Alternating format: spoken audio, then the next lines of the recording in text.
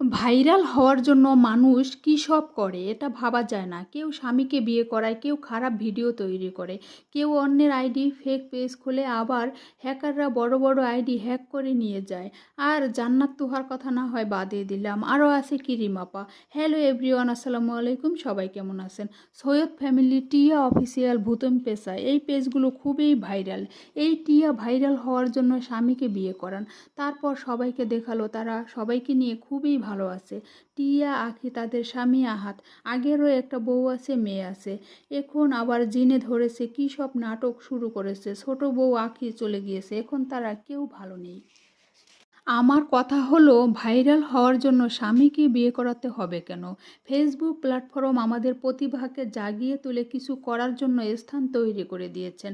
আমি মনে করি যারা বেকার আছে তারা মন দিয়ে কাজ করলে সফল হবে। তার জন্য নিজের প্রতিভাকে কাজে লাগান।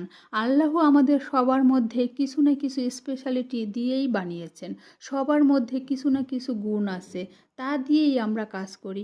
কেউ ভালো নাচতে পারে, কেউ ভালো গাইতে পারে, কেউ ভালো পড়াশোনা করতে পারে, কেউ ভালো হাতের কাজ পারে, কেউ ভালো রান্নাবান্না পারে। যেমন তাসলিমা নূর, মিষ্টি মিরর, মুস্তারিন, তারপরে কেয়া এন্টারটেনমেন্ট, এরা নিজেদের প্রতিভা দিয়েই সফল হয়েছে। নিজেদের প্রতিভা কাজে লাগালে তাহলে সামনে আগানোর জন্য কোনো নাটক করা লাগবে না, ভাইরাল হওয়ার জন্য স্বামীকে বিয়ে করানো লাগবে না। খারাপ চিন্তা ভাবনা না করে প্রতিভাকে কাজে লাগালে এখন সামনে ভালোভাবে আগাতে পারতেন। এরা মেধা খাটিয়ে কোনো কাজ করতো না, সব ভিডিওতে মিউজিক ব্যবহার করত। তাই আমি মনে করি ফেসবুক প্ল্যাটফর্মে যারা কাজ করেন তারাও যাতে সফল হতে পারে এবং তাদের কাছ থেকে মানুষ ভালো কিছু শিখতে পারে। ফেসবুক প্ল্যাটফর্ম আমাদের ইনকাম করার জন্য খুবই ভালো একটি জায়গা, বিশেষ করে মেয়েদের জন্য খুবই ভালো। ঘরে বসে ইনকামের সুযোগ দিচ্ছে, ব্লগিং, অনলাইন বিজনেস, প্রমোশনাল কাজ, অনেক সুবিধা রয়েছে। তাই এই সুযোগ ভালো কাজে আমাদের ব্যবহার করা উচিত। সমাজ খারাপ মেসেজ পাবে, এইভাবে কাজ করব না। আমাদের ইনকাম হবে, ভাগ্য পরিবর্তন হবে, সমাজেও ভালো কিছু শিখবে, সেই কাজ করব।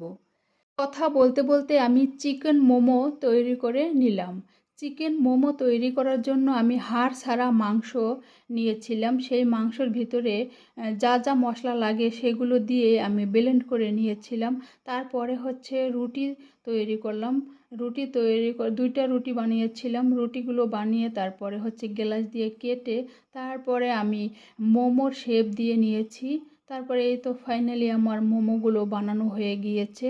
সবাই ভালো থাকবে।